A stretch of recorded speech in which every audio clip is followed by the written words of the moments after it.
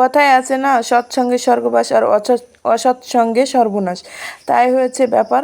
আমার একটা আন্টি ছিল, কাজ করতো মানুষের বাড়িতে, আমি তাকে ভালোই রেসপেক্ট করতাম এবং তার ভালো চাইতাম। সে কি করলো, সে আমার ক্ষতি চেয়ে সে আমার ক্ষতি করার চেষ্টা করলো। বাট আল্লাহ যার সহায় তার কি কখনো মানুষ ক্ষতি করতে পারে? সে আমাকে একটা দায়িত্ব দিল, আমি দায়িত্ব পালন করলাম, কিন্তু সে সর্বশেষ আমাকে অসম্মানিত করার জন্য সে সেই জায়গা থেকে সরে যাওয়ার পর সে কি করলো, সে নিখোঁজ হয়ে গেল। তার ফ্যামিলিতে হাজারো যোগাযোগ করেছি, চেষ্টা করেছি যে সে কোথায় আছে জানার জন্য, কিন্তু তারা সবাই মিথ্যাবাদী, বাচ্চা থেকে বুড়া সবাই মিথ্যাবাদী।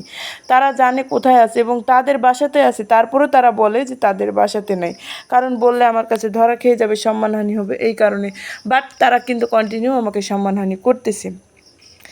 যাই হোক, আজকে হুট করে তাকে ফোন দিয়ে বলা হয় যে তোমার আম্মু কোথায়, আমার আন্টির মেয়েকে।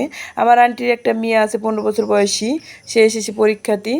তো তাকে বলা হয়, সে বলে যে আমি জানি না, আল্লাহর কসম আমার আম্মু কোথায় আছে।